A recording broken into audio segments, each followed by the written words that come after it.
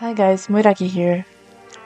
Since the middle of last year, I started struggling to make art I truly enjoyed the final project. I'd like to sketch the line art, but somewhere in the coloring process, it felt flat. Putting that together with the struggle of getting commissions consistently, I was lost with what I wanted to do, hitting my head against the wall, questioning what was wrong with my art, why I had no drive, why I had close to zero interactions in reactions to my work on social media compared to previous years, which is a complex and destructive road to ride on its own, honestly. Adding that to the doubts I had as an artist with commission disinterest and art style, there was no drive that left me to create art. So what happened? In the middle of 2022, I had made up my mind that one day I would turn my art and Twitch channel to the VTuber side of things, and somewhere between the middle of 2022 and 2023, anime style art was flooding all my social media with the rise of anime and the VTubers. I think it's a beautiful style, don't get me wrong, I am obsessed with it. I think it's wonderful. However, I started thinking that the way that I would recover my drive for art was changing my art style completely, and all mean comments I had read before in years of social media resurfaced in my brain as I was criticized by the way I drew faces, especially noses. And I wasn't a particular fan of how I drew eyes, honestly. I thought there was something wrong with it. So I started devouring artist speedpaints, taking finished art pieces and zooming in to see every brushstroke and color decision. I was going to start with line art. While I was very pleased with how clean my line art was, analyzing other artists' works, I understood where mine was lacking, and how other artists made it interesting and dynamic with line variation.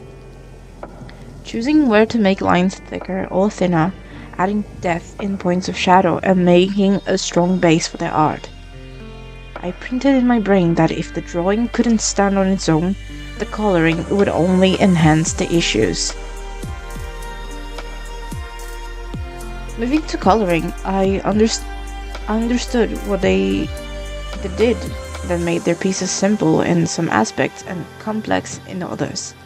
What I noticed the most was lighting and shadow, the use of sharp and soft edges, not just one or the other, but both styles being used in one piece to create a variation in making it dynamic, as well as a darker and a smaller points of shadow where the light barely hits below the main shadow of the environment the character is in. The lighting was the hardest part, to be honest, but one that made the most difference, as I would add main lights but also highlights, and the game changer, reflection. That small change of hue when the light hits a surface and it bounces off reflecting it. I didn't realize how important it was and how different it made my art look. Even after applying these and loving how the pieces came out, the shadows of the thought still lingered. So I opened up about it in a recent Twitch stream, because with the rise of anime and manga style, changing to an anime style drawing could be an almost instant gain of attention on social media. My style of drawing is still very rooted in realism and semi-realism in proportions.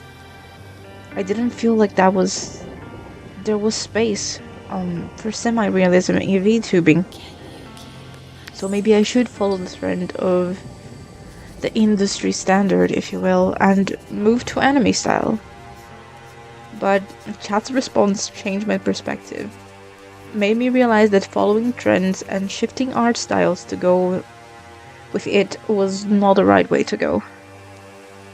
That day was very fulfilling to me because I was happy with the dokibird piece, the happiest I had been in a while about a piece, and my viewership reassured me that my art was unique. Well, I thought that there was nothing special about my drawing style. Chat said it. It was the influence of many styles that they saw in my work that made it so unique. That if I wasn't satisfied with where it was now, I shouldn't change completely. Otherwise, I could fall into a never-ending cycle of not being satisfied with my art. So the best thing I could do was refine it. Like I was doing by analyzing other artists, and aim for a place of comfort and satisfaction. And I think I'm getting there. Slowly but surely. I'm very grateful for my chat and that stream in particular. Because finally, I feel like my art is worth something again.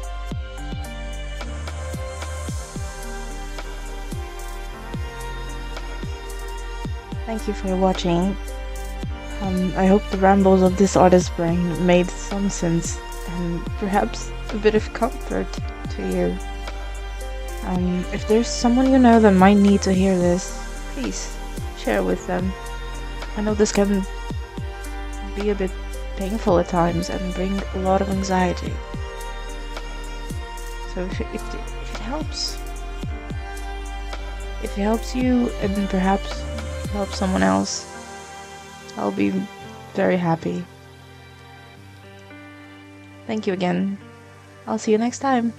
Bye bye.